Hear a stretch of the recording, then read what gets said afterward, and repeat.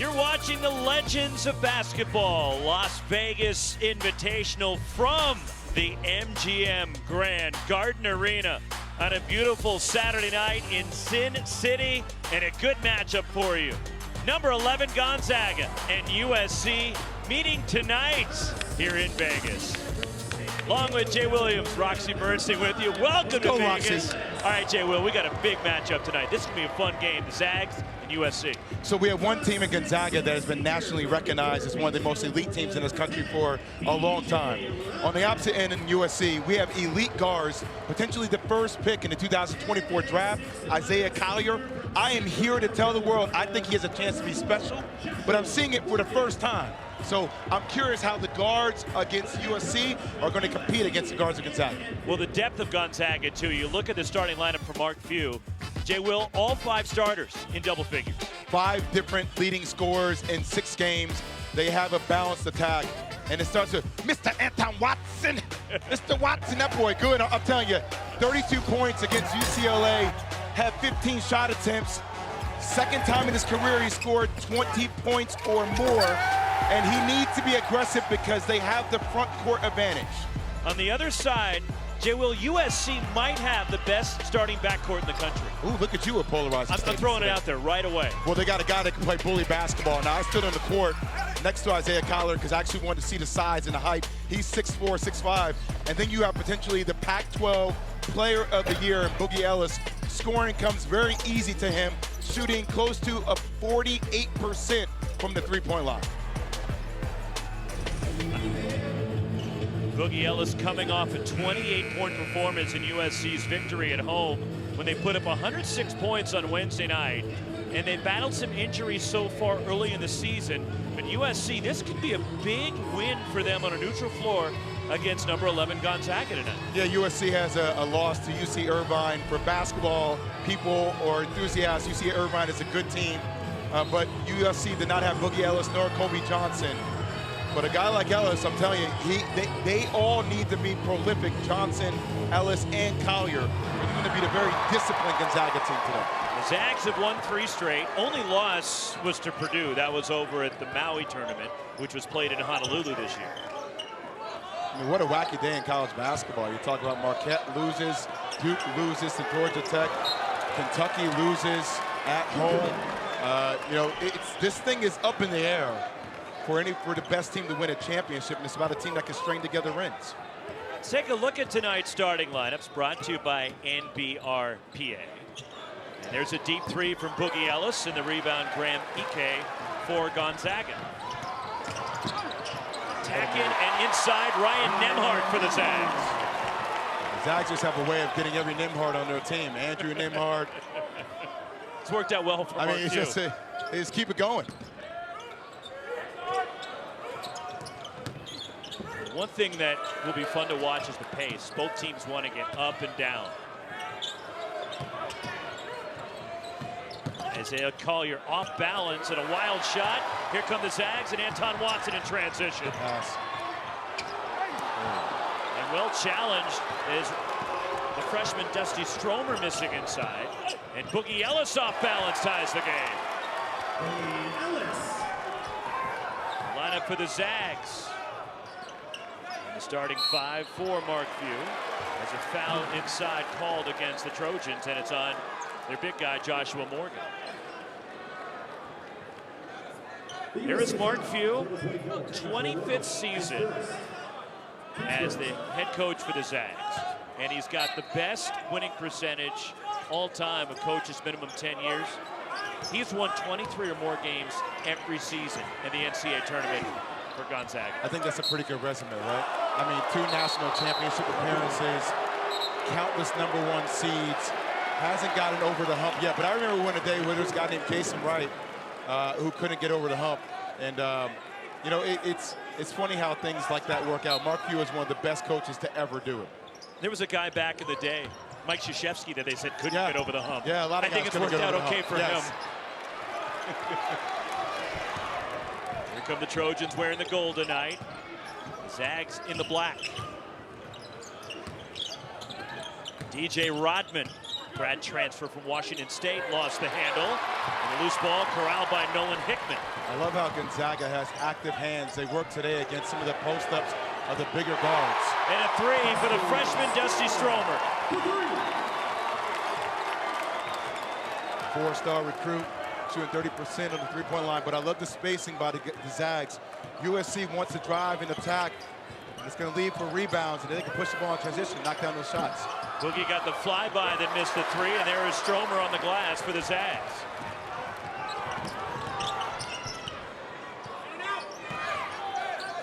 This Gonzaga team averaging 83 points per game early in the year. And the floater by Ryan Nembhard. I'll tell you, the ability to turn that corner and see the big coming from the opposite wing, but that lofty lay with the English against the glass, that is a big-time shot. The advantage that both teams have, Jay Will, as you look at the lineups for both Mark Few and Andy Enfield, each side starts 2-point guards, and the ball really moves with those two out there on the floor. When you think about the teams for the Zags that started 2 guards. Graham Ike down low, and an early 9-2 lead for number 11 Gonzaga. Crazy to say. Second timeout, USC. Crazy to think that Gonzaga is actually underrated. Imagine that. They're underrated. What am I talking about? Early 9-2 lead for Gonzaga, forcing USC to take an early 30. Well, off rebounds, great job right there by Watson to find Stromer in the corner to knock down the shot. And then this is the shot I was talking about with Nembhard. A little floater off the glass, and then the post up. Just taking his time. I mean, look, he has a chance to be special. The transfer, probably if, Timmy is here, he doesn't come. But his ability to score inside and out, and I think that's what Gonzaga has to do. They have to play through Ike, right? Because that's where they have the advantage down low in the front court. When he gets going offensively, it's going to expose the lack of depth for USC, who doesn't have a lot of size up front. Foul on Anton Watson of Gonzaga. How do you just not say Mr. Watson? Just every time. Mr. Anton Watson World Tour. TJ Rodman spots up for three. And Nolan Hickman clears for the Zags. Great defensive scheme by Gonzaga. Every time that Boogie or Collier try to post up, they were throwing a double at them and forcing them to make shots from the outside. On the attack, Boogie Ellis. Kobe Johnson launching, and he had a clean look and missed. USC struggling, just 1 for 7 from the field to start it, and 0 for 4 from 3. Team that shoots 39% from the three-point line. Average 9 made threes per game. Step back from Nolan Hickman. 12-2 Gonzaga. Gonzaga feels like the team that gives you death by 1,000 cuts. They execute, and they have a very high basketball IQ. And just the way they defend. I mean, look, everybody's stopping together. They're forcing it. It works as a unit. Transition three, Dusty Stromer. What a start for Gonzaga.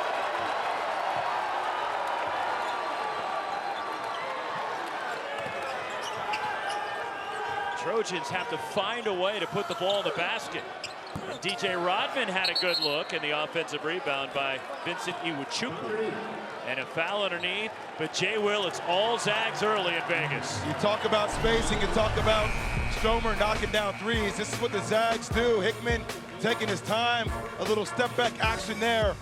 And then once again, in transition, you gotta find shooters, you gotta get hands up to contest, because if not, game blouses. ESPN's exclusive presentation of college basketball is brought to you by the trusted home of all former NBA and WNBA players. Learn more at legendsofbasketball.com. The islands, beaches, and neighbors of Fort Myers and Continental Tire, the smart choice in tires. Right now, the Zags are the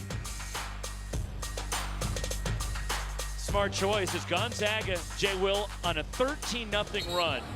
And right now, they have jumped out to a big lead on USC, and of course, we know the sustained success now for Mark Few and Gonzaga. I mean, just look at that, 25 NCAA tournament appearances, 24 consecutive Like I said before, 2 national championship appearances, 13 Sweet 16.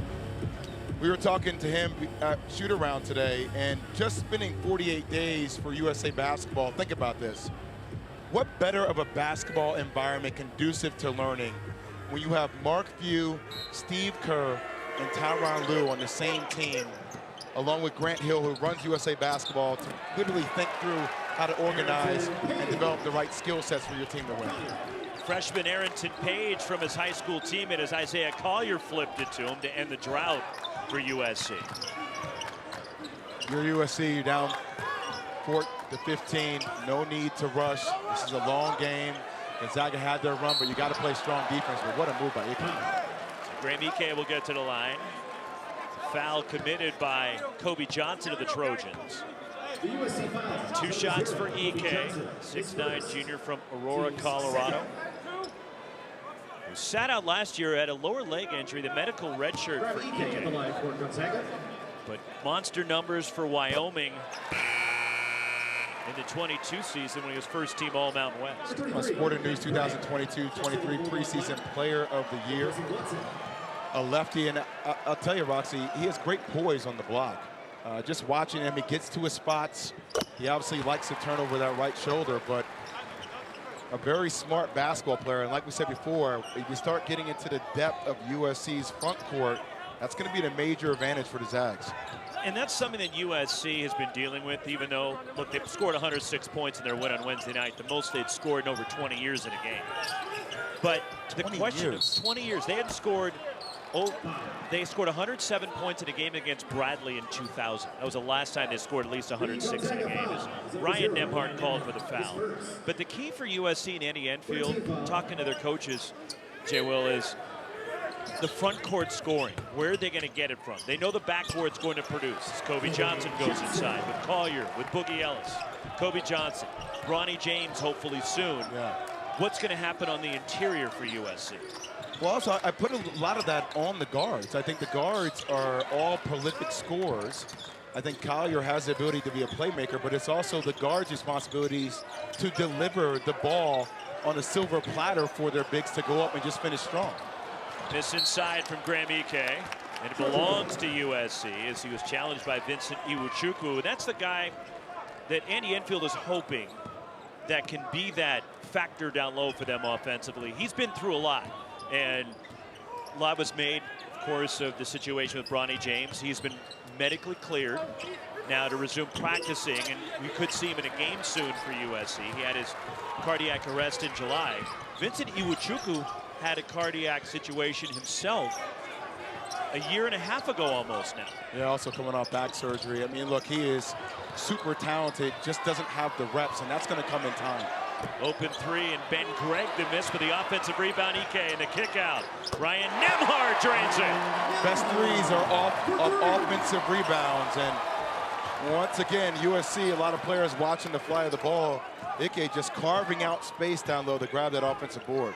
So through the first 6 games this season, Gonzaga is averaging 6 made threes per game. They've already made 4 in the first 7 minutes as Isaiah Collier with the finish. I like that. Get him going offensively. Catch him on the pinch post. Let him go to work. There's Boogie Ellis off the tip. USC looks to attack.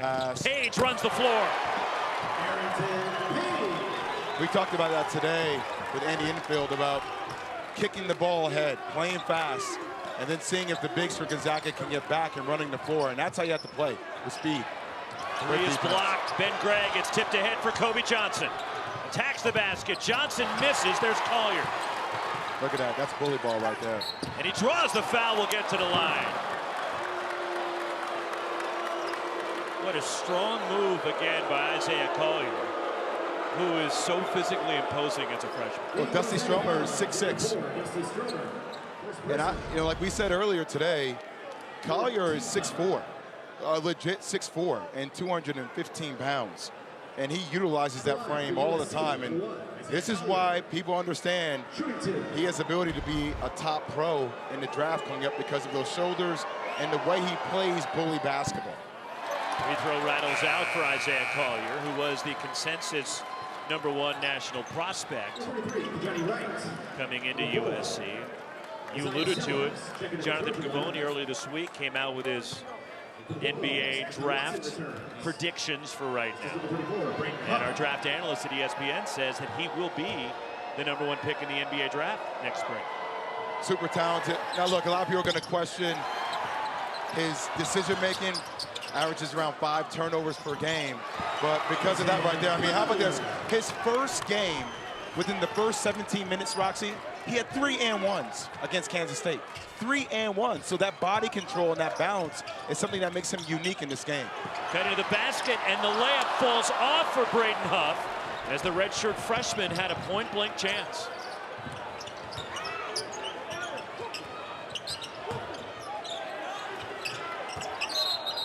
And a travel against Gonzaga Sellers off the USC bench. I say it all the time. Sometimes Roxy is called mouse in the house. That doesn't mean that you're a smaller player. That just means that a guy understands how to utilize his frame and he can finish through contact. Collier is one of the best players in college basketball, and that upper body frame, good luck stopping that.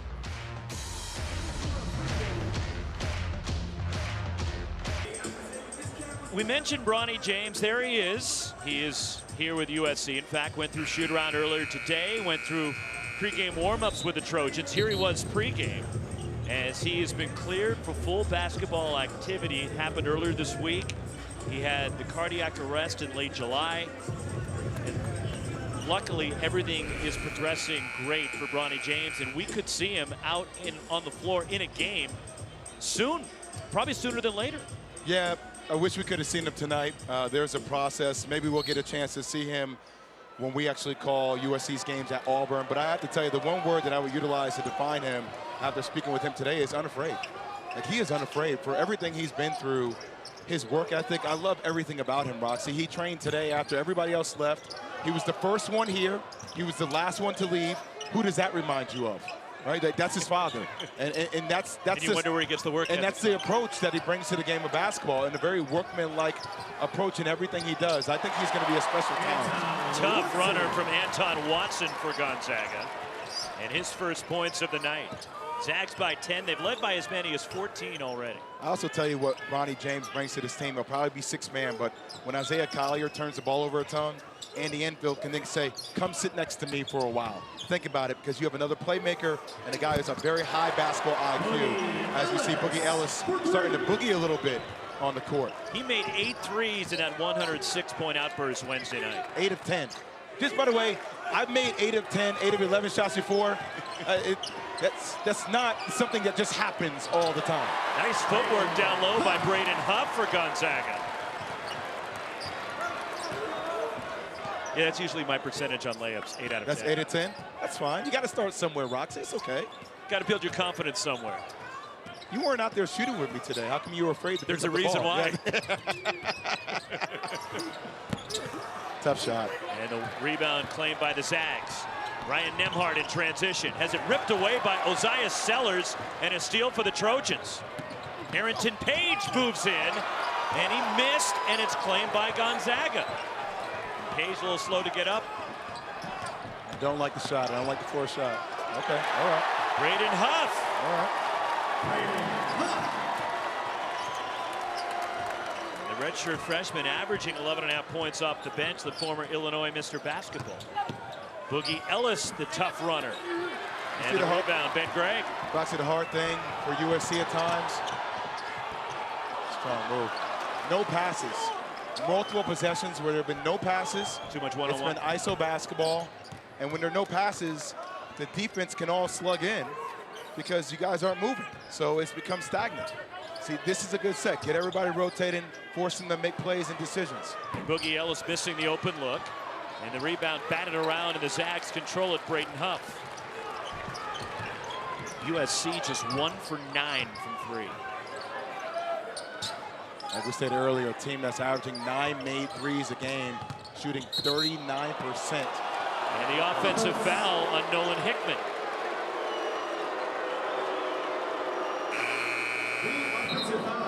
know, as a guard, you tell your bigs all the time, you run the floor, I'm going to feed you.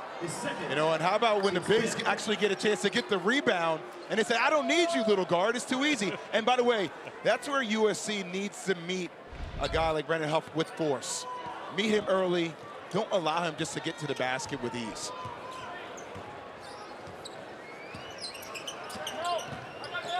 Here's Collier. Gonna back his way down. Out of the double team. Beautiful feed to DJ Rodman. Boy, what a pass by Collier. If you're gonna come over and double team him, your hands better be active, because he sees the double team coming and he knows where all his teammates are at all times. In and out for Dusty Stromer, and the rebound controlled by SC. So this is where I just want USC. This is what I would run the same set.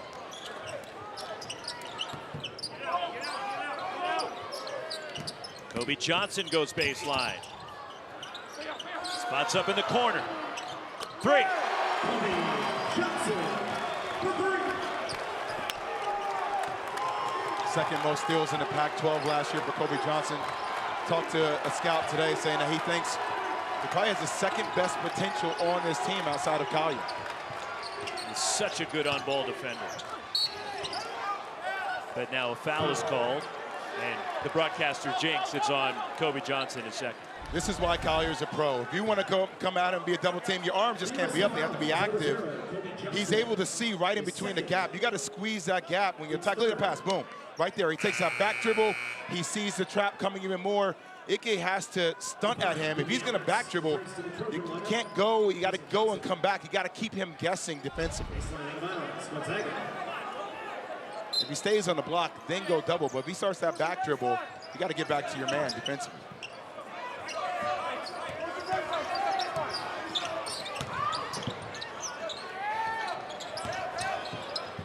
Stromer launching. Clanks that three, and the rebound hustling forward is Watson, and it goes to USC. Last touch by Anton Watson. 14-point lead for the Zags, down to 6. USC clawing their way back. It is V Week here on ESPN, and on the other side, we'll take a look at one of our own who's going through a courageous battle. I'm still here, I'm fighting, I'm not losing. But I gotta amend that. When you die, that does not mean that you lose to cancer. You beat cancer by how you live, why you live, and in the manner in which you live. You beat cancer by how you live. The inspirational words by former SportsCenter anchor Stuart Scott holds true for one of our own going through a courageous battle right now. Of course, it's V Week here with ESPN, but Amy Kimball has been working with us for a long time right now in the fight of her life, and she is living that courageous battle right now. Yeah, Amy was diagnosed last May with non-small cell lung cancer. And you know, Roxy, the crazy thing about it, she was a non-smoker. And she's receiving both chemo and immunotherapy. And thank goodness she is responding well. In conjunction with her treatments, Amy continues to work events while traveling from coast to coast. That same fighter's mentality that we heard Stuart talk about. A mother of 3 amazing children, Ryan, Emma, and Matthew, along with her fiance, Dan. They are her touchstone and unwavering source of strength and support. Her warm smile, balance, and energy, and endless positivity are her trademarks. And I tell you, we are praying for you, Amy. We are praying for you and your family. We thank you. And she epitomizes, don't give up, don't ever give up. We're behind you 100%, Amy. She's such a great person to be around, a friend, but also such a vital member to our crew and what she does. It's V Week at ESPN. We partner with the V Foundation to highlight the urgent need for cancer research. This is game-changing research that helps save lives. You can join the fight against cancer by visiting v.org/donate. 100% of your donation goes directly to cancer research. Now, Roxy, my freshman year, we got a chance to visit Duke Hospital and saw their children's division. And when you see young people or people in general fighting for their lives every day, it puts into perspective what you do on the court, and you recognize, hey, what I thought was hard work, it's a pleasure. There's nothing hard about playing basketball at all.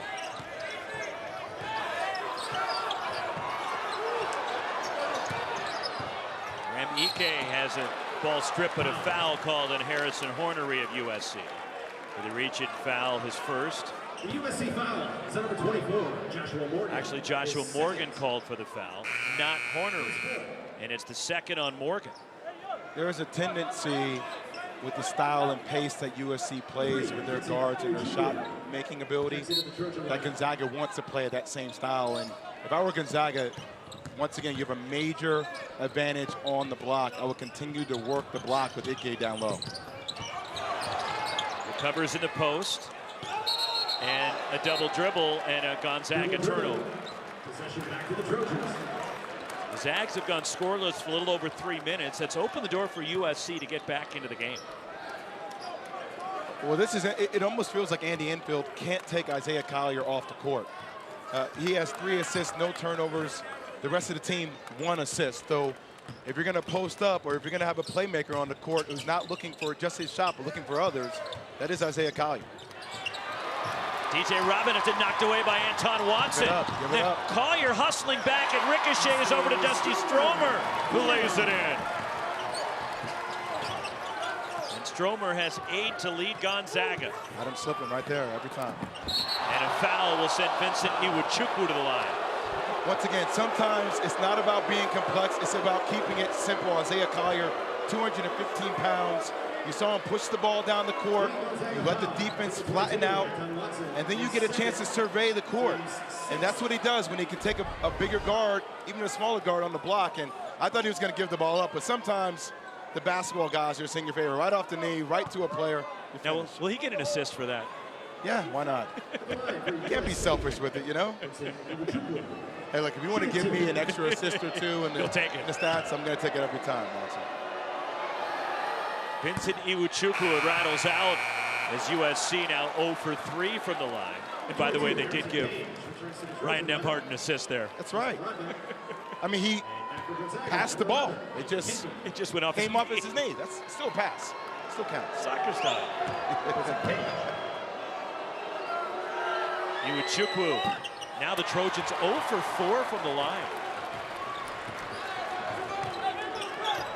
And a zone look from USC.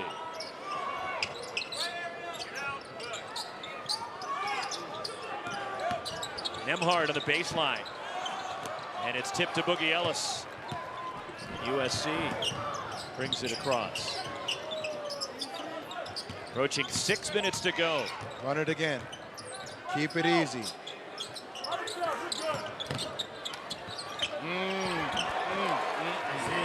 I'll tell you, we had a game, and it was in Alabama. It was against Clemson, and Alabama plays really fast, and I kept saying, play fast, think slow. That's always the most difficult challenge for young guards, hence why you have Isaiah Collier turning the ball over more than he has assists. But when he plays within himself, there aren't too many better players in the game of basketball on the collegiate level.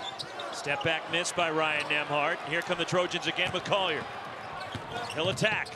Collier has it denied. And the Trojans run it down. Not getting him the second time as Isaiah Collier weaves his way inside. The Gonzaga lead down to 4. Is he a beast or what? 8 points for Isaiah Collier.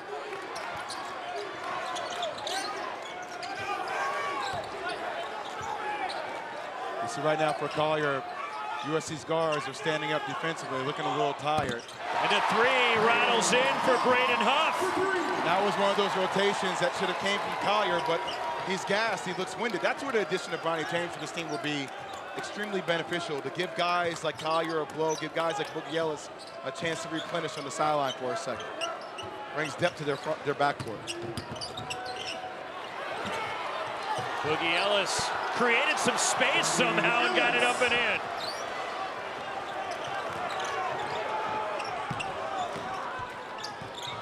Those trio of guards between Ellis, Collier, and Johnson remind me a little bit of what Baylor had last year with L.J. Cryer. Talk about the way they play with their 3 guards as well. Keontae George, and company. Similar guys that can get going offensively at any given time of the game.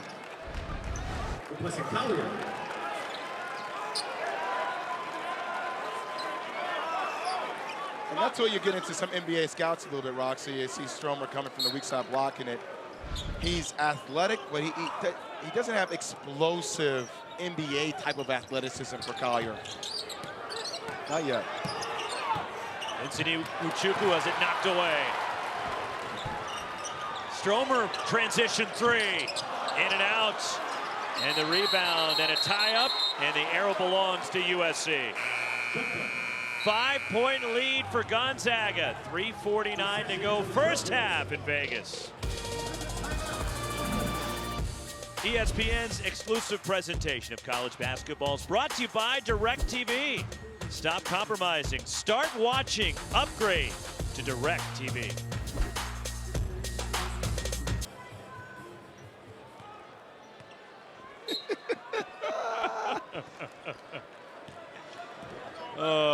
Kevin Sean and Coach Seth Greenberg coming up at the half. 3:40 from now. It's gotten tight. Zags led by 14 early. It's down to 5. As Boogie Ellis drives. Drop off. And the slam for Arrington Page. That is the missing link for USC basketball. All their guards have to be playmakers. I know Boogie Ellis is a big-time scorer, averaging 21 points per game. But the more he can get into the teeth of the defense and create easy buckets like that for the bigs, that's what I alluded to earlier, Roxy, making it simple for the bigs to score. Nice finish from Nolan Hickman. And it's back to a 5-point lead for the Zags. And when Bronny gets worked in for USC, how is that going to change the dynamic? High basketball IQ, and he makes the game easy. And it's small things like kicking the ball ahead, giving the hockey assist, the thinking through of the game, and the shooting ability to stretch out the defense is something that's going to be extremely additive for the Trojans when Bronny James comes back. Creighton Huff in transition at 3. Second 3 for Huff, who has 10 off the bench. Yeah, Creighton, Huff, and Icky, their bigs are better shooters than the guards. I mean, you talk about Brandon Huff shooting 47% from the three-point line, and these are guys that you have to tag in transition. Tough fadeaway, and Boogie Ellis rattles out. And the loose ball tracked down by Vincent Iwuchukwu for SC. Page down the lane, and he takes a hard fall. Foul on Graham Ike, and Arrington Page has rolled over. You can see he's in some discomfort. And that was a long way down to the floor for Page. Right on that tailbone.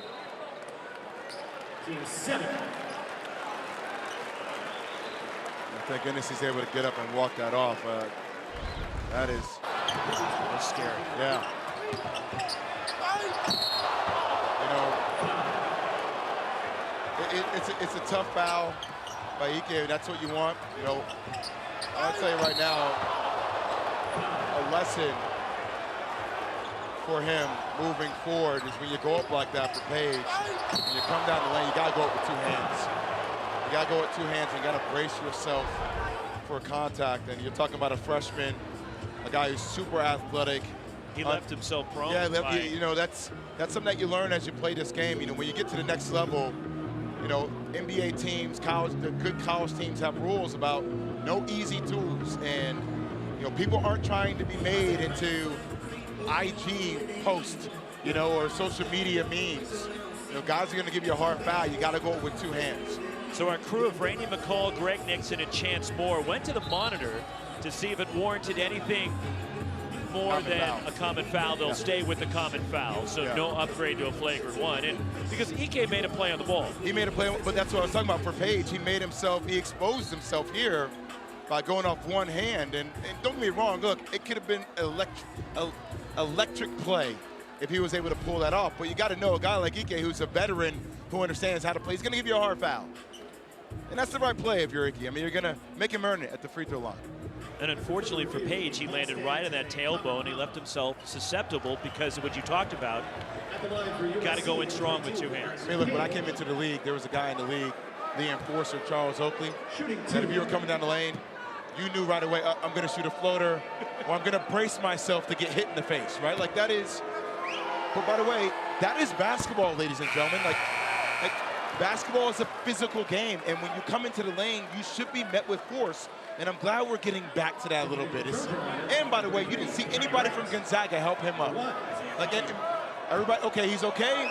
But look, you're going to take hard fouls. Now go to the free throw line and earn it. And he makes 1 out of 2.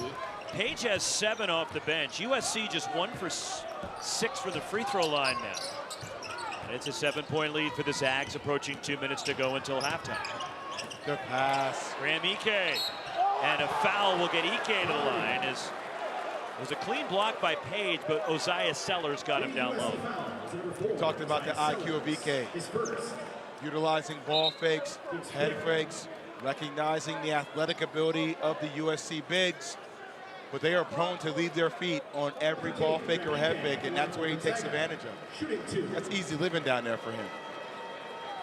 Ike 2 for 2 from the line already tonight. The 29th annual Jimmy V Classic at Madison Square Garden again this season. Tuesday night on ESPN and the ESPN app as FAU takes on Illinois at 6:30 Eastern. Then number 17 North Carolina against number 4 UConn. Always a great night for a great cause. Again, to donate to the Jimmy V Foundation, go to v.org. UConn coming off that tough loss on the road against Kansas. Get a chance to see one of the best bigs in college basketball go against Armando Bacot of North Carolina. Seth and I will be there. It's going to be a big-time game at the Garden. Deep 3 from Boogie Ellis, his second 3. He's got 10.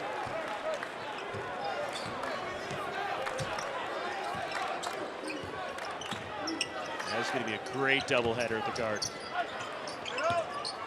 Graham Ike down low. Page is going to have to start meeting Ike with force. Ike is just walking down low to the block. He's not being met with a forearm, a push off the block. He's just solidifying himself in the middle of the paint, getting whatever he wants.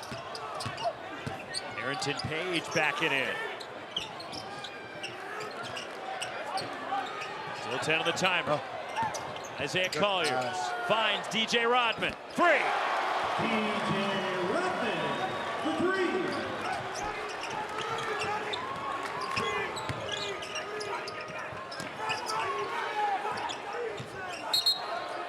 And a whistle away from the ball. It's on Kajani Wright of USC.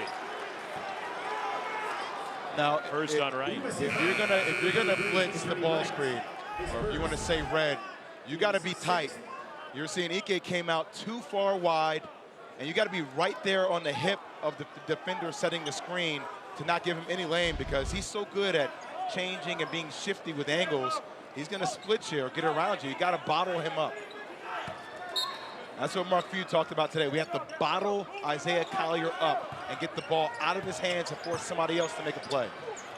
Graham Ike stumbles across the lane, but it's cleaned up by Ben Gregg. And a timeout for Gonzaga with 40.5 seconds to go until halftime. Foxy, there were times in my career, my sophomore, my junior year, where opposing teams will put a freshman on me. And can I tell you, my eyes got so big when I saw a young fellow on me, because first off, you can tell that their conditioning isn't the same, especially from the bigs. You can tell that they're so excited to play that they want to block every shot, right? So ball fakes like we talked about with Ike. And that leaves you open when everybody goes up to block the shot. It leaves him open. Once again, look, he's able to get position on the block. He's not being met with any force at all. That's too easy a basketball. Page has to meet him early, try to tire his legs out by making him work for position on the block. Because if not, he's going to give you buckets nonstop. And Graham Ike steps into the role. Look, Drew Timme was the guy for 4 years. And what's crazy is he could have come back for one more year to Gonzaga if he wanted to. With the free COVID year. NIL, you think about the money where that would have been. And reports are he did pretty well in that avenue. Yeah, you know, I think Drew Timme carried a lot of weight on his shoulders last year with trying to be the main offensive force for the team.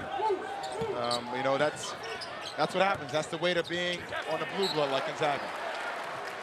First appearance for Jun Suk Yo, the sophomore from South Korea for Gonzaga.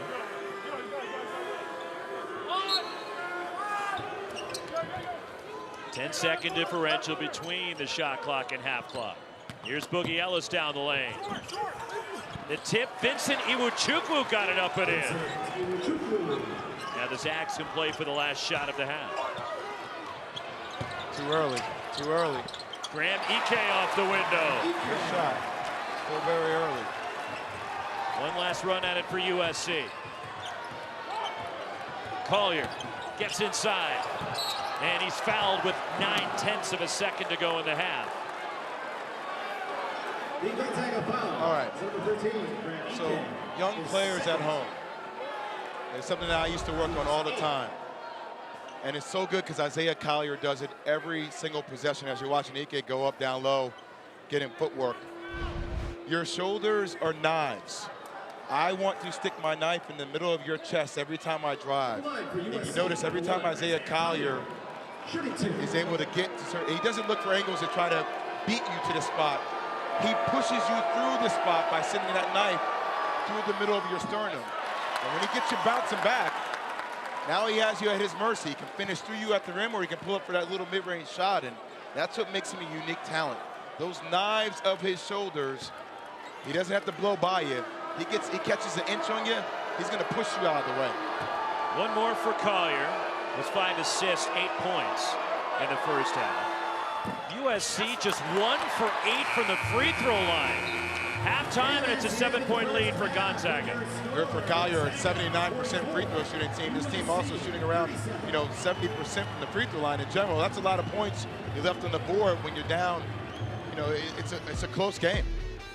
10 each for Graham Ike and Brayton Huff to lead Gonzaga. 7-point lead for the Zags at the half here in Vegas.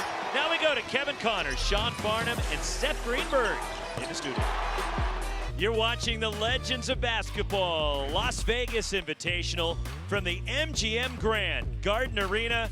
Getting ready for the start of the second half with number 11 Gonzaga leading USC 44-37 with Jay Williams, Roxy Bernstein with you. And interesting first half. Gonzaga got out to the early lead. USC came back and made it interesting. 7-point lead for the Zags. It's a game of runs, Roxy, right? And you got to know you can't get too high, you can't get too low. Now look, USC got wide open shots from the three-point line, 4 of 13 in the first half. But still, you have to give Gonzaga a lot of credit because when their leading scorer, Anton Watson, was out with foul trouble, Graham Ike just absolutely went off and did his thing down low on the block. Well, speaking of Ike, as we go inside the play, brought to you by Fort Myers. They're talking about Ike with, being able to gather space down low on the block. And I said a lot of times when you go against younger players, they don't meet you with friction. USC did not do a good job of trying to push Ike off the block. You're going to see here, he's not met with any kind of connectivity at all.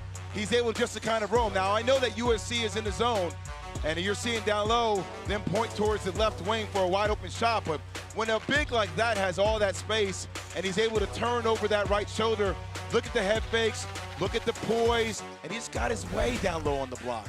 Let's take a look at our first half stats brought to you by Intersport. And Graham Ike, 10 points, 4 rebounds. Isaiah Collier, 8 points, 5 assists in the first half for USC. A guy we made mention of, Anton Watson. He is Mr. Glue for this team. He had 32 points in the game against UCLA. They really want him to be more aggressive because he has that in him. But Mark Few was talking today about his importance on the court just because of his skill level and his IQ, that he can do anything you need him to do, Roxy. You need him to guard Isaiah Collier, he can do that. You need him to make a bucket, he can do that. Look for him to get going in the second half. Kobe Johnson rattles out a 3 in transition. As USC struggled at the foul line, they were 1 for 8 from the floor in the first half. A foul off the ball, it's the 3rd on Kobe Johnson. And I bring it up because you want the irony? Andy Enfield has the all-time college basketball free throw percentage record as a player. He was 92.5% in his college career. The shot doctor is what they nicknamed him when he worked in the NBA with Milwaukee and Boston. So 92.5% as a 3 for Dusty Stromer's not got a career high 11. But then the Trojans go 1 for 8 from the line in the first half. You got to think with the backcourt that the Trojans have. I mean, the average free throw shooting percentage between Boogie Ellis, Collier, and Johnson is 79%. And those are triples that you got to make, especially when you have elite guards. What's the point of having elite guards if you can't make free throws? Joshua Morgan missing inside. Graham Ike lays it in. And a good start to the second half for Gonzaga. They're up 12. They led by as many as 14 in the first half. I feel like Gonzaga in the first half got too loose with the ball. They started playing that faster pace. Instead of executing and getting what they wanted out of their sets, they started settling for threes and quick shots. And that's not Gonzaga basketball. There's not a with this year's foul team. off the ball on Ryan Nembhard of Gonzaga. And you're going to see right here, number one, I mean, look at Isaiah Collier not paying attention to the shooter Stromer in the corner. And you got to get that butt all the way back down to the baseline. You're supposed to see ball and your man. And when it's still being a freshman on the court, guys like Stromer are able to take advantage of guys when you take your eye off the ball. 3 rattles out for Boogie Ellis. Nolan Hickman brings it up for Gonzaga. So Graham Ike leads the Zags with 12. Dusty Stromer already a career high with 11. And then 10 for Brayden Huff off the bench. Boogie Ellis leading the Trojans with 10. That's a moving screen. That's a good call. And that's the 3rd on Graham Ike. I don't put that on Graham Ike. People at home, you're going to say, well, Ike, stop moving it. That is on Ryan Nembhard. You have to wait for the screen to be set. He's playing with it. You see, you can't lead him to a screen until the screen is set. That's where you have that Nembhard has to say, hey, come over here, get set, and then you go off the screen. That's on Nembhard, not Ike. Graham Ike blocks the shot of Isaiah Collier. You hear him talk that trash? You hear him let him know? Get that! And by the way, that's what you need. You need some nastiness down low if you're Gonzaga. We've talked about them having the advantage in the front court. By the way, that starts with the mindset. And that mindset starts with intimidation. You come over from the weak side, you get that out of here. This is my lane. Bully ball is not acceptable in my lane. That's what you need. Some people at home may find it aggressive, Roxy, but we're playing an aggressive style of basketball. Sometimes you just got to take one just to send a message. Yeah, exactly. I get it. I tell you, next time you come down the lane, you're going to be looking for me. A turnover, 3-on-1 for USC. No, I don't like that. Josh Morgan gets it to go in as it rattles around, but I'm with you. You don't give the ball there. Yeah, and not that far out. You get it a little bit deeper where you can just go straight up. You put him in a compromising position by making him make a decision. I want my bigs to think less. I just want them to react. Anton Watson in the corner. 3 for Watson. Now, if you're going to say his name, can you say it correctly, Roxy, please? Watson. There you go. Who made the 3, Roxy? Watson. There it is.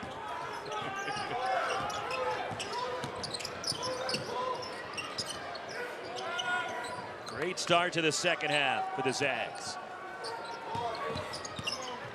Boogie Ellis all the way to the bucket. Kept that ball extended with the left hand. That's a big-time move. Another big-time move, Ryan Nembhard for the Zags.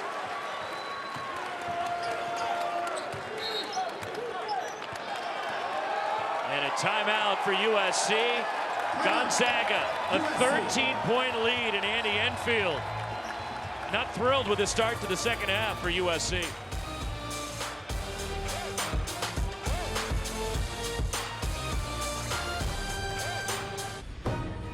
So Isaiah Collier of USC, 8 points, 5 assists so far. And 1. The bully ball that he's playing. I mean, look, pretty much all of his points have came in the paint, but he has the vision right there on the post up. He can finish through traffic. Some things that he needs to work on, though, man-u ball, losing Stromer in the corner. You're going to see that defensive maturity and IQ on that end of the court expand over time. But there's no doubt about it. I mean, he's wearing number 1 because he's probably going to be the first pick taken in the draft. And as you look at some of the pros, I got a chance to talk to a lot of scouts. Here's my own interpretation of him. Look, he has a size in the frame, 6'4", 6'5", 215 pounds. Playmaking, IQ, vision. You've seen that already, competitive edge. Khan's good athlete, but not top-tier explosive. 6'5" with a 6'4" wingspan. T-Rex arms at times, things that scouts look for. And Roxy, the biggest thing that I think he needs to work on, he's only taken 19 three-point shots. People are going to play off of him. And a lot of times, because of his frame and that size, I really think he needs to lean out a little bit more. And that's going to come with him making 500 to 600 made threes a day. Because if he adds that to his repertoire, it's over. Because now you're going to have teams play off of him because they know he wants to drive and he doesn't want to settle. But he starts making down that shot, it's over. Anton Watson has it blocked, picked up by Dusty Stromer. And it's broken up by Kobe Johnson, but it goes out of bounds. And it stays with Gonzaga. And they're going to put 20 on the shot clock for Gonzaga with the ball in the front court. But as far as the jumper goes with him, and you want to see him in the gym, when you were working to improve your game, were you a guy that was making 500, 600 threes every day? So my freshman year, I did not know how to work. You know, a lot of these young players have trainers, things that they end up doing. But going into my sophomore year, that's when I started making 500 to 600 made shots a day. And by the way, 500 to 600 made shots, you're probably taking 800 to 900 shots, right? So that muscle memory does wonders to your game, and that's the next level for a guy like Isaiah Collier. Collier and the Trojans down 13 to the Zags early in the second half. 22nd annual Women's Jimmy V Classic, 3 games this year. Tomorrow on ABC, Dawn Staley and #1 South Carolina square off against Duke at 1 Eastern. Then it's #10 Texas and #11 UConn. And cap the day on ESPN, #16 Ohio State, and #20 Tennessee. To donate to the V Foundation for Cancer Research, go to v.org. As you look at the women's top 10, we should point out, we've been talking about Isaiah Collier as the #1 men's recruit in the country coming in. The #1 women's recruit into college basketball this year is also at USC. Juju. It's the first time in the history of college basketball that the #1 player on the men's and women's side went to the same school. And what a start for Juju Watkins, playing for Lindsey Gottlieb at USC. Already 4 30-point games in the first 6 games of the season for the women of Troy. Look, a year and a half ago, I heard about her from my boy Keyshawn Johnson when we were doing the morning show. Shout out to you, Key, and what you guys are doing on your show. But, I mean, he was talking about her being elite and special. And, Roxy, I'm going to say it again, there is a little bit of this West Coast bias here because we are not talking about Juju enough on the East Coast. And I don't know if it's because the late games and people not staying up watching, but we have 2 potential first picks in the WNBA and the NBA draft, both playing on the West Coast, and they need more notoriety. Largest lead for Gonzaga as Boogie Ellis spins inside. Okay, let me ask you a question, Roxy. You have 3 thoroughbred guards on USC, okay? Guards that like to play fast, guards that like to score and run. Why have we not seen them press full court man-to-man yet? To speed up Gonzaga. Yes. Gonzaga has 6 turnovers. You're down 13 points. It's time for their guards to step up defensively and start locking up the full length of the court. Shot clock violation, Gonzaga with a turnover. And it goes to USC. And you're seeing their guards winded. I mean, Boogie Ellis is a special player. His hands are just on his knees. So, like, this is what we're talking about, the addition of having Bronny James come back on the floor to give a break. But in order for USC to achieve the level that we think they can, those guards have to really buy in defensively. I know Kobe Johnson can do it, but you need Boogie Ellis and Isaiah Collier to get involved too. And a turnover by the Trojans. Anton Watson leads the break. And Braden Huff will go to the line for Gonzaga. So what a pass by Watson. We talk about him being a utility player, but I was going to tell you why he made that pass. Kobe Johnson's hands were down. If you're coming back and you're defending, you got to have active hands. Your hands have to be up. He's able to take the ball up here. He's not met with any. Look, his hands were down. If your hands are down, I can see the floor. Kobe Johnson has to have active hands. You have to be discouraging from making those types of passes. Miss for Huff, one more. And the news again earlier this week that Bronny James was cleared for full basketball activity, and he resumed those activities, went through shoot around earlier today, and you were talking about the workout he was going through. I mean, we'll see when he plays in a game for USC, but he'll be fully engulfed in practice this week with the Trojans. They don't play again until next Sunday. They host Long Beach State. Could that be a day we could see Bronny James a little over a week from now? I hope he saves it for when you and I call USC at Auburn. Isaiah Collier runs the floor and is fouled. We'll get to the line. Let me just make this statement very quickly because it's been trending over the last couple of days. If anybody, and I mean it, Roxy, if anybody has a problem with LeBron James after almost losing his son and his family and his wife, Gloria. For him to miss a game with the Los Angeles Lakers, to be there to watch his son's first collegiate basketball experience, you can go kick rocks. I mean, it is literally family over everything. And I get it. He is the son of maybe the greatest player to ever play the game. If you want to have that debate about Michael Jordan, fine. I do not care. But the amount of time and effort that Bronny has put into the game, he doesn't ask for all the attention. He doesn't ask for the accolades. Today here in practice, he was engaged. He was clapping. He's a participant. He does the dirty work. He shows up, and he wants it. Like, let's just give praise to a young man trying to find his way back on the court. And he works at it. We saw the attention to detail that he had earlier today. And you could see he's a great teammate. He wants to win. And by the way, like, going to college is a great experience for him. He's going to get a chance to prove that.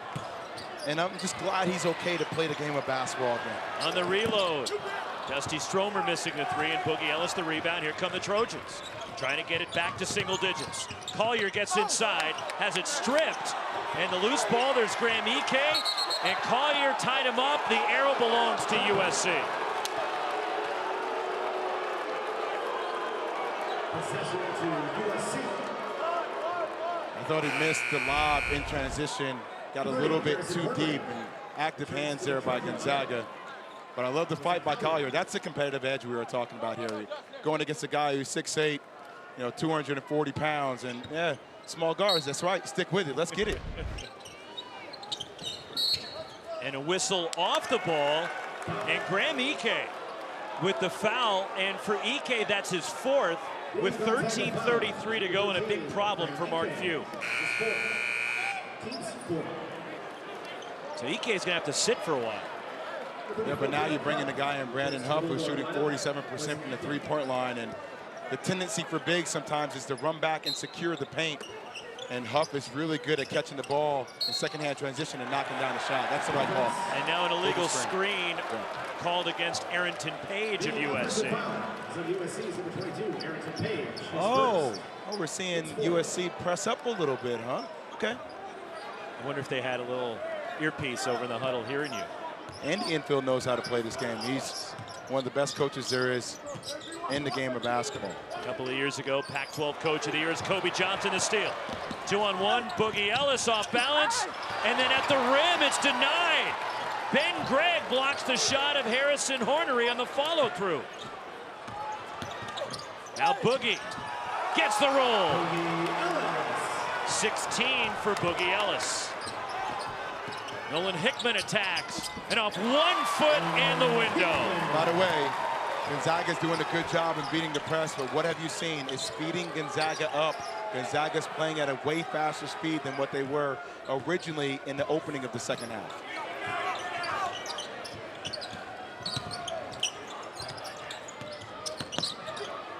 Arrington Page fouled and won.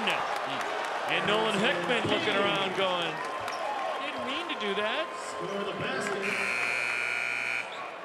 The Gonzaga foul is number 11, Nolan Hickman, his third. I thought he should have given that one up there in transition early, but good job by Boogie hustling to stay in the play. And then you see him finishing through contact with the left and one. And then Arrington Page right here, the 6'11", 245-pound freshman, showing you the skill set, doing it off the dribble. He had a lot of accolades himself coming out of the same high school with Isaiah Collier at Wheeler High School in Atlanta. And Page, who was ranked number 40 by Paul Biancardi, ESPN's national recruiting director, in the ESPN Top 100. And USC went to Georgia and got both of them. Down low, Braden Huff for Gonzaga. Great patience by Gonzaga to get the ball and work it down low, and for Huff not to rush down low on the block. Here's Collier. Oh my goodness. Ball tipped out to Arrington Page. Harrison Hornery trying from deep, and the rebound, Anton Watson. By the way, if you kids seen the block out that Nimhart put on Isaiah Collier, you would have thought that Nimhart weighed 20 more pounds than Collier. he literally fought him off the block for the offensive rebound.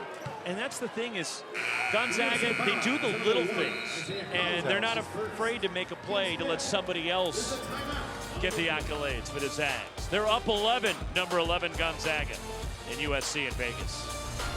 A lot of 11s there.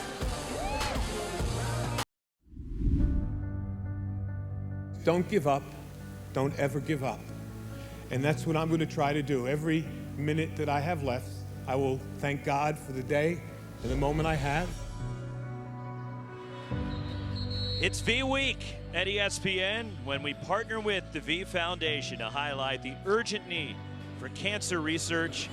This is a game-changing research that helps save lives. You can join the fight against cancer by visiting v.org/donate. 100% of your donation goes directly to cancer research. So it's the V Week. Please help if you can. Mark Few, who is so active in his charitable endeavors and Coaches versus Cancer, he does so much for that Spokane community. I know that it means a lot to him to participate here in V Week as the offensive foul against Gonzaga. The offensive foul is on Gonzaga's number 0. You can carve him out of the way. It just can't be so blatant. Right here, he stops, he waits, and he goes back into the defender. Now, if you get your body in front of him and you want to slow down, you want to keep him on your backside, that's one thing. But to literally lean into that, that's the right call. Third on Ryan Nembhard. Here's Collier double down low, and he traveled. Great job by Huff coming over from the weak side. And that's how you double. You double staying connected to your other defensive player, not allowing him to split that gap in the middle. First turnover tonight for Isaiah Collier, which the first few games was an issue. That was a foul. And the tip in, Ben Gregg stayed with it.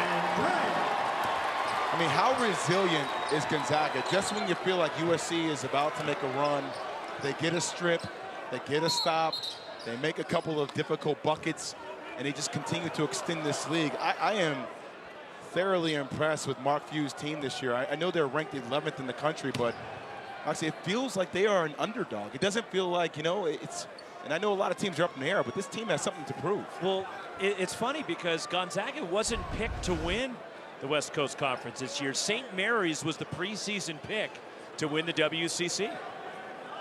And you wonder if Gonzaga and Mark Few using that as a little motivation. And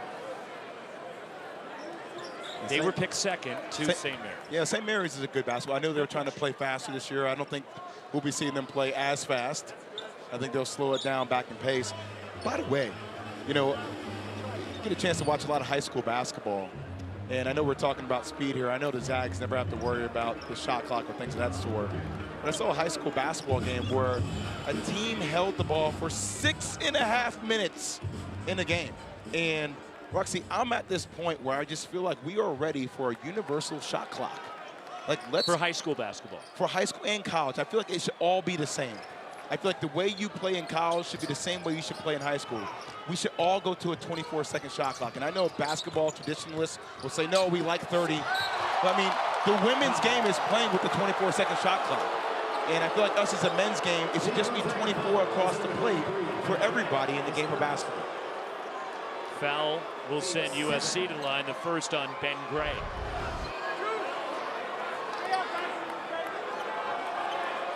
Yeah, it's the right call. If Ben Gregg were to go up vertical with his arms, that would not be a call, but by leaning over on the 40, yeah, the angle out, it's the right call. Joshua Morgan hits the first one. We talk about that all the time, and you hear a lot of NBA guys do that. If you go up vertical, just make them make a difficult shot. Change the degree of difficulty from 5 until 9, and get the rebound. So Morgan hits both. And the other thing for Gonzaga is they're missing a key guy this year. Steele Venters, who transferred in, was supposed to be a guy to help stretch the floor for Mark Few. And now they're without one of those prolific outside shooters that they brought in out of the just down the road from Eastern Washington. He was supposed to be a three-point specialist and do a lot of things for Gonzaga this year, and they've had to pick up the slack without him. And I think about 6'7", 6'8", a dead-eye three-point shooter for guys like Nembhard or guys like Hickman. That's a dream come true. And the rebound, there's DJ Rodman. USC runs. Collier. Joshua Morgan couldn't control it. And now the Zags counter. Ryan Nembhard in transition. Ripped away by Rodman.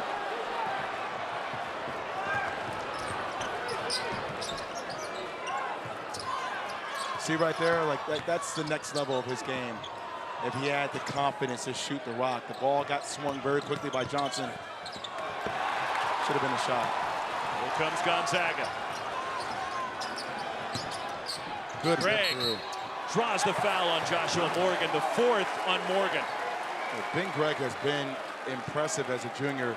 It's a big-time rip-through move right there to get to the rack. Has the footwork, has the hands, and has a soft touch as well.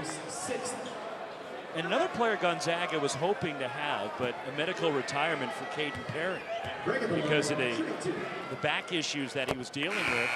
And he's still working on his degree at Gonzaga. But those are two key players that Mark Few anticipated having. Talking about a guy in Perry that can jump up and touch the square on the backboard with a 40-inch vertical. It's incredible that he's just a student now at Gonzaga. We wish him the best, and that's how difficult it is to play this game. You know, you're one injury away. Zags have led by as many as 15, just past the midway point of the second half. By the way, Gonzaga has won 15 straight games against Pac-12 teams. Vincent Iwuchukwu with a slam.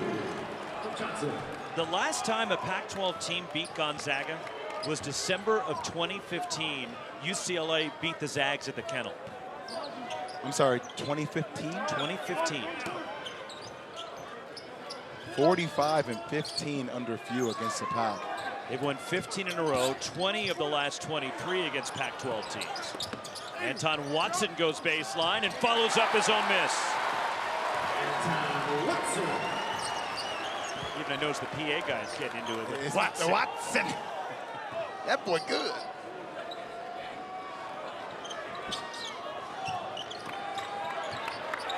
Notice I'm not saying it's good and terrible. I was waiting for it. Because Anton deserves more respect. I'm putting respect on his name. Isaiah Collier gets inside. Tell you, when you watch Collier, you think sometimes there's no place for him to go, and he just finds a crack or an angle and just ends up creating so much more space than what you ever thought even existed. Deep three. What a shot from Ben Gregg. Mark Few has gotten 21 points from Huff and Gregg off the bench. By the way, I mean, we talk about edge. Ben Gregg is smiling. He's talking trash. He's playing with a sense of urgency. This team is physical, and they are competitive. And that one sails into the crowd. A turnover by Isaiah Collier. Gonzaga leading 69-55. The Zags have made 9 of 17 from 3. Gonzaga is so good. I mean, they say that little thing, hand down, man down. You better keep that hand up against Ben Gregg. Shooters in the building.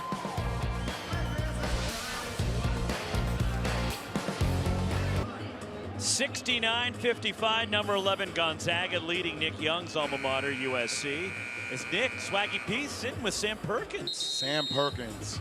Was he the original stretch four? Oh my goodness. I mean, have you ever got a chance to see him play in person? Oh yeah. I mean, his ability to stretch the floor and his IQ, and by the way he used to be able to put the ball on the ground and do things off the dribble. And then also a lot of respect to Kelsey Plum. I got a chance to watch her when she was at Washington. A prolific scorer, back-to-back WNBA champion, WNBA first team. I love watching her play. And by the way, when you watch her win a championship with the boombox, whenever she's coming in while Asia Wilson's trying to get her words across at the podium, it's one of the best things to see in sports. And by the way, this is the floor of the Las Vegas Aces. Now, they don't play in this building. They play at the Mandalay Bay Arena there. But this is the Las Vegas Aces floor that they're using tonight here at the MGM Grand. As the tip and then a foul will get Dusty Stromer to the line. And the breaks are going to Gonzaga here with 7:34 to go. Well, it's all about extra effort. Who was that tip by? Ben Gregg. You talk about if you can't grab the rebound, then try to tip it to one of your own players. And what awareness by Ben Gregg on that tip play. Second foul on Arrington Page. Dusty Stromer at the line. Now a career-high 12 points for the freshman, who grew up Southern California. He's from Sherman Oaks. In fact, he was playing last year high school ball against Bronny James when Bronny was at Sierra Canyon and Dusty Stromer was at Notre Dame High School. Stromer, Paul Biancardi had him ranked in the top 100, the number 34 recruit into college basketball this year. 15-point lead for the Zags. It's matched their largest of the night. Boogie Ellis, deep three. And there's Harrison Hornery, the offensive glass, but missing the putback, and then he'll go to the line, and that's a foul on Anton Watson, his third. The Gonzaga foul is number 22, Anton Watson, his third. 2 shots for the Aussie, Harrison Hornery. Came over to play high school ball in Southern California, went to Mater Dei. Harrison Hornery at the line for USC. Bronny James has a chance to be the leader of this team. As a freshman. Yeah, there's no doubt that this team is talented. And Boogie Ellis is a guy that can score the rock. I get it, Isaiah Collier has a chance to be the top pick in the draft, or a top 10 at minimum, at least. Kobe Johnson, great defender. I don't see a lot of orchestrators on the floor. I don't see a lot of, you need to be over here, you need to be there, here's what defensive set we're in. I don't see a captain on the floor yet. It feels like that's something missing. You have a lot of individually talented players and they can score in a hurry, but there's not a maestro, and I think that's what Bronny James can bring to the table. Inside 10 to shoot. Anton Watson on the baseline. Spins out with a tip. Ben Gregg cutting through the key. Hey, Ben Gregg does not stop moving. He is always active, always crashing the glass. And all the USC bigs, they're all trying to jump for the defensive rebound, and he's just moving, carving out space. The drop off, and Vincent Iwuchukwu drops it in off the feed from Boogie Ellis.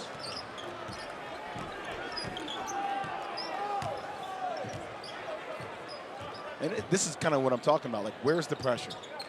You know, where is the defense that's making Gonzaga play uncomfortable? They're getting whatever they want. A three, Ben Gregg. And that starts with pride. It starts with pride. This is a pride check for USC. Largest lead of the night for the Zags. But what a boost Ben Gregg and Braden Huff have given Mark Few off the bench tonight. Well, Ben Gregg is getting offensive rebounds. He's getting tips to players for easy buckets. He's getting open looks from the three-point line. He is just so active on the court. You're going to see it right now. Look, the shot goes up. Everybody's staring at the fly of the ball. Who comes in for the putback? Ben Gregg. On the opposite side, once again, if you're able just to run your sets and it's not being met with any kind of friction at all, you're going to get wide open shots. And that's what I was talking about before, Roxy, for USC. First off, why are you just coming all the way back to the three-point line? Push up. Force them to run their offense, extend it away from the three-point line, make it uncomfortable, play passing lanes. A lot of this has to deal with the conditioning of the guards for USC and the sense of urgency. And, you know, when you're able to get into your operating phase on the court, you know, that's half the battle. 5 sacks in double figures tonight. And Gregg leads the way now with 14, a season high. Twice last year he had a career best 18, once against Northern Illinois, also put up 18 against San Diego. But does USC have a run to get back? And it starts with Boogie Ellis. Boogie Ellis. 18 for Boogie. The only other USC player in double digits is Collier with 12. Anton Watson backing his way in. And it drops for Anton Watson. Just play him straight up. I mean, he's going to find a way to get around at the basket. a big-time move by a big-time player. And the hometown kid from Spokane. Collier tries to turn the corner, keeps the dribble, then loses the basketball. Who else but Ben Gregg again? Ryan Nembhard leaking out, and the finger roll. I'll tell you, the Zags are just taking the life out of USC. And they're so active defensively. I mean, look where USC is running their offense. I mean, you would have thought that Gonzaga is down double digits with the way they're playing on the defensive end. Isaiah Collier cleans it up. But it's at this end. USC has just not been able to get stops. Okay, so look, Hickman's walking the ball down.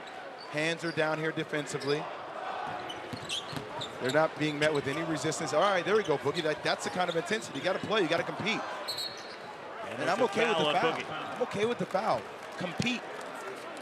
The USC foul is number 5 for the Ellis, his second. You see the hands by Ben Gregg. Not only the hands, but then the outlet pass ahead. Gonzaga just plays with a sense of urgency, being up double digits, but they're not taking their foot off the gas. And by the way, you always practice good habits. Coach K would talk about this all the time. If that was a sprint at the beginning of the season or in practice or running 18s, it didn't matter. The way you did it in practice was the way you were going to do it in the game. And the way we practice those habits now, even when we're up double digits, we're setting the tone for how we want to play this game later in the season. Ryan Nembhard hits both.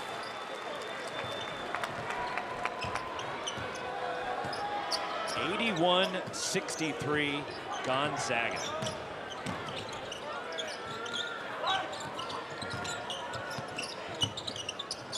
Here's Joshua Morgan, had it stripped, but a foul will send Morgan to the line. As the Zags thought they were off to the races, it's the fourth on Anton Watson. Number 22, Anton Watson, is fourth. So 2 shots for Joshua Morgan.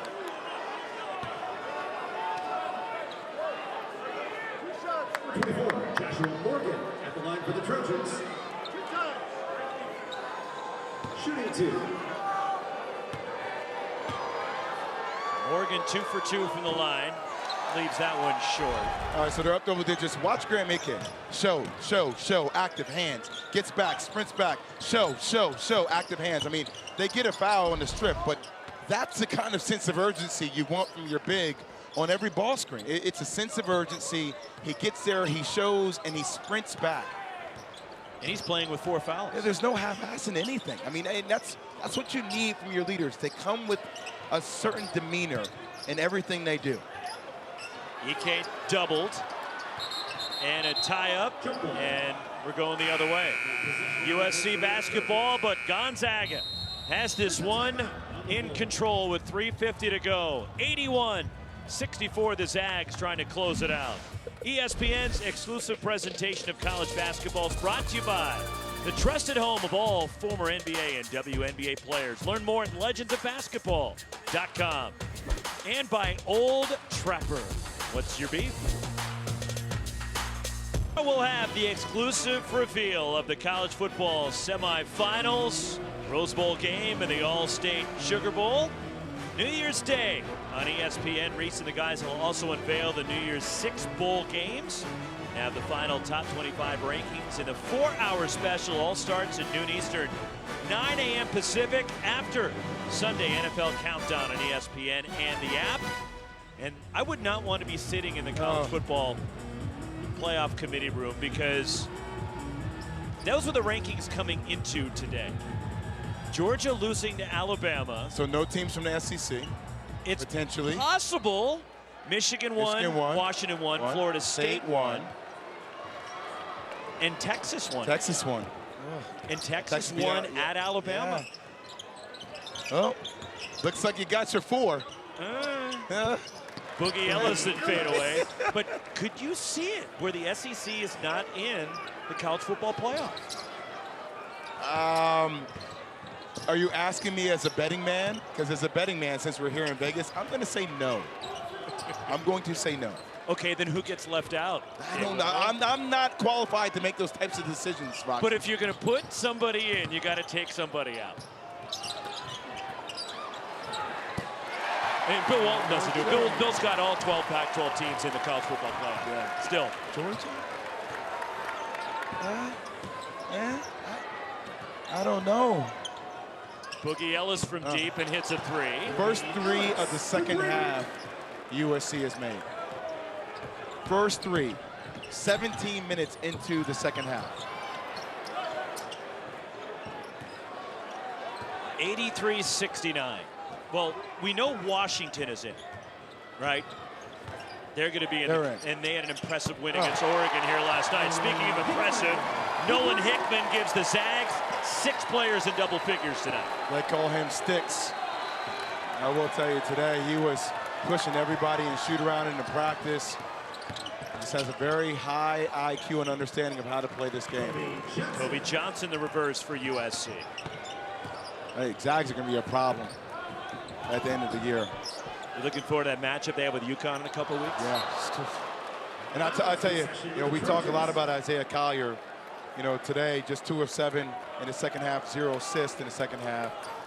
But there's a young player that has a similar build to him that plays for UConn, Stephon Castle. Now, I'm telling you, when he comes back, along with Newton and Caravan, they're going to be a different team. I hope we get a chance to see him at the Garden when they go against UNC for the Jimmy V. Not to mention Donovan Clingan inside. That game's going to be in Seattle, by the way. Kobe Johnson from deep, and a long rebound tracked down by Ryan Nembhard for Gonzaga. Plus, the Zags will play San Diego State at the Kennel in late December. It's like Mark Few just does it every single year, right? Even when, the thing I love, he has a Tom Kachowski. People at home don't know who that is, but he was a big-time scout for a long time. Rest in peace, Tom. And Tom would hold your hand after he would give you a firm handshake for the entire conversation. And Roxy, I'm talking about not letting it go. And Mark Few hit me with the same thing today. I kept trying to get my hand back, but he wouldn't let me get my hand back, But he's so engaging. He's so thoughtful in his delivery. And he's one of the best basketball coaches to ever coach the game of basketball. And Gonzaga is a blue blood. They're one of the best teams to compete in this game. And he's so genuine, too, in those conversations. It's not coach speak. It's not real fluff, just small talk. He really is genuine in those conversations that you have with him. In the Zags travel, we were having a conversation today around relegation and a lot of these different conferences. And I firmly believe we're going to get to that place where it's like if you're an upper tier, there's going to be a different rev share model you're going to have with the league than if you're in the lower tier. And we're trending in that direction for college sports. Boogie Ellis slides inside, and USC takes their final timeout. 23 for Ellis tonight with 1 minute to go. Roxy, don't you think that's going to be the case? With a school like Florida State, you got private equity partners like Sixth Street Capital, JP Morgan trying to pay their fee to get them out of the ACC. It just feels like if a Florida State team, their football team, is going to do different revenue than the Boston College, and that's just where we are. Gonzaga is going to bring more money to the WCC than Pepperdine or some other school. It's just where we are.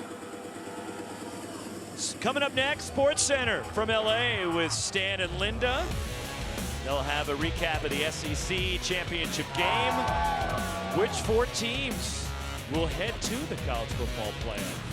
And then you talked about this earlier, the upsets in college basketball today. Marquette, hide your eyes, J. Will Duke, and Kentucky go down. Shout out to Damon Stoudemire over at Georgia Tech. That was it's a big-time win. And then Kentucky going down at home. Not having DJ Wagner, obviously, I thought hurt. But still, those are the games that are give-me's at home. And on Monday, we're going to have a new number 1. Mark Few's former assistant, Tommy Lloyd, will have the Arizona Wildcats in the top spot. They are physical. They are aggressive. They're in your face. But it doesn't – like all these teams in college basketball, even with Purdue – losing at Northwestern, you feel like every team is beatable. It's going to set up for one heck of a March Madness. Final minute, full court pressure from SC. Anton Watson breaks it. Smart play. Pull it out. See, and now you're seeing Isaiah Collier apply pressure. You wanted that 17 minutes ago. And that's the next step for USC basketball. They have the talent. They're going to get Bronny James back.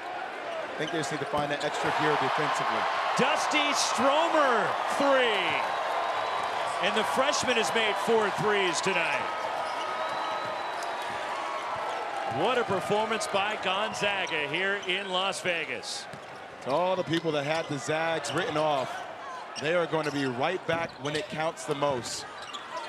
Arrington Page pops out. And the rebound, Vincent Iwuchukwu knocks it free. Deep 3, Boogie Ellis. 26 for Ellis. But this will make it 16 consecutive wins for Gonzaga against a Pac-12 opponent. You talk about dominance. You talk about competitive hunger.